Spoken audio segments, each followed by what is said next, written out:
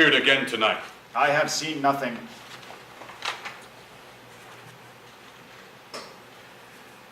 Saber says it is but our fantasy, and will not let belief take hold of him, doubting this dreaded sight, twice seen by us. Therefore I have Therefore I have entreated him along with us to watch the minutes of this night, that if again this apparition come, he may approve our eyes and speak to it. Nonsense! It will not appear. There is no such things as ghosts. Even if it be ghosts, I be not afraid of none of them. Sit down a while, STFU, and let us once again assail your hearing aids that are so fortified against our story. What we have tonight seen. Well, let's sit down and hear Flamer Pete speak of this. Last night of all, when the same star that's westward from the galactic center had made his course to illuminate that part of heaven where now it burns, Private Plasma and myself, the bell then beating one. Peace, break thee off, lock and load. Look, where it comes again. In the same figure, like the chapter master that is dead, like Disco. Thou art a scholar and a sergeant. Speak to it, Saber. Look, it not like the chapter master. Note it, Saber. Most like him, it harrows me with fear and wonder. It would be spoken to. Question it, Saber. What art thou that upset this time of night, together with that fair and warlike form in which the majesty of Baird Guillimon did sometimes march? By the Emperor I charge thee, speak! It is offended. You scared away the scary ghost. Huzzah! See, it stalks away. Truly you are not afraid of no ghosts, ain't? Stay! Speak, I charge thee, speak! It is gone, and will not answer. Awesome, Saber, awesome. You are awesome. How now, Saber? You tremble and look pale. Is not this something more than fantasy? Is this not something more than speculative fiction? Epic sci-fi fantasy fiction? What think you on it? Before my Emperor, I might not disbelieve, without the sensible and true data recorders affixed and calibrated to my own eyes. Is it not like the chapter master? As thou art to myself. Such was the very power armor he had when he, the ambitious Kauravas system, combated.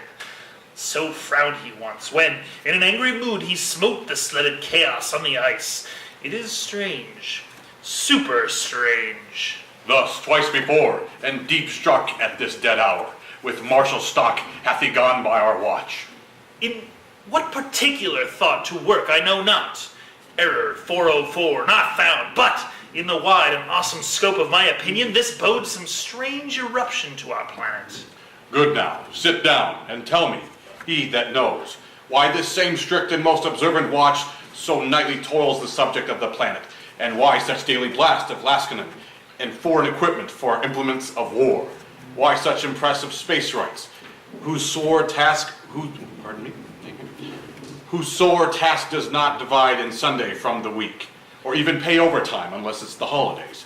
What might be toward that this sweaty haste does make the night joint laborer with the day? Anyone? Bueller? Who is it that can inform me? That's can I. At least the whisper goes so. Our last and first chapter master, whose image even now appeared to us, was, as you know, angered by LeVar Burton of the Kauravas system. Thereto ticked off by the most immaculate... Thereto ticked off by the most emulate pride. Dared to the close combat in which our valiant master, for so this side of our known planets esteemed him, did waste this LeVar Burton, who, by a sealed compact, well ratified by law and space heraldry, did forfeit with his life all those planets which he stood seized of to the conqueror, against that which, and mildly competent, was gagged by our chapter master, which had returned to the inheritance of LeVar Burton, had he been vanquisher, as, by the same covenant and carriage of the article designed, his fell to Warhamlet. Now, sir, young LeVar Burton Mark II, of unimproved metal, hot and full, hath in the skirts of the Kauravas system here and there sharked up a list of lawless resolutes for food and diet, to some surprise that hath a stomach in it, which is no other, as it doth well appear unto our planet, but to recover of us by strong hand, and terms compulsatory those foresaid planets, so by this farther lost, and this, I take it, is the main motive of our preparations, the source of this, our watch, and the chief head of this post-haste and roamage of the land. I do not know what you just said, but you said it very pretty-like. I think it not the other, but even so, as you say, whatever. Well, does it make sense that this portentous figure comes armed through our watch, so like the chapter master? That was and is the question of these space wars. A booger it is to trouble the mind's eye, in the most high and orgiastic state of Rome, a little ere the mightiest Julius fell. The graves stood tenantless, and the sheeted dead did squeak and gibber in the Roman streets. Why did they do that? Because they were being eaten by rats. Don't interrupt. Sorry. As stars with trains of fire and dews of blood, disasters in the suns, and the moist stars upon whose influence Neptune's empire stands, was sick almost to doomsday with eclipse, and even the like precursor of fierce events, as harbingers preceding still the fates and prologue to the omen coming on, have heaven and space together demonstrated unto our climatures and countrymen. But soft! Behold! Lo, where it comes again! Balls, that is a scary ghost, super scary. I'll cross it, though it blast me with ghost magic or whatever. Stay illusion, or recording, if thou hast any sound or use of voice or app, speak to me in the inbox if there be any good thing to be done that may to thee do ease and grace to me. Speak to me! If thou art privy to thy planet's fate, which happily foreknowing may avoid, oh, speak, email, or if thou hast uphoarded in thy life extorted treasure in the womb of Ultramar, for which they say you spirits often walk in death, speak of it, stay and speak, stop it, Private Plasma! Shall I shoot it with my plasma rifle? Do if it will not stand. It is here! It is here! It is gone. Balls! We do it wrong. Being so majestical, to offer it the show of violence, for it is, as the air, invulnerable, 3++, and our vein blows malicious mockery. It was about to speak when the cock crew. Crowed? I like it my way. Better.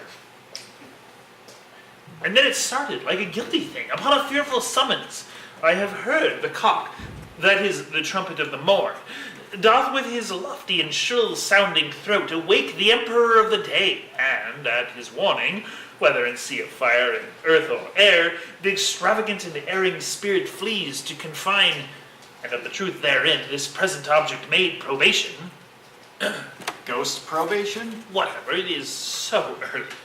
It faded on the crowing of the cock. Some say that ever against the season comes wherein our emperor's birth is celebrated.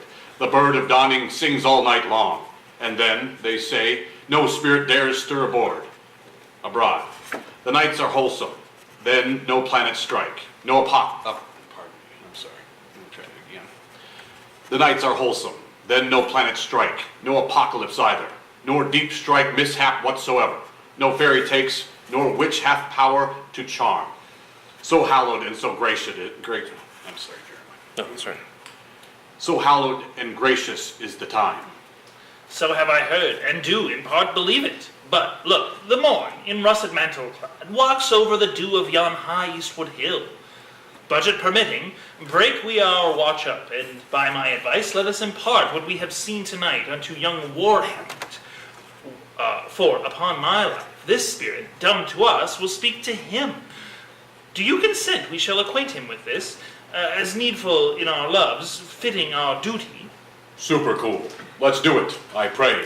And this morning know where we shall find him most convenient.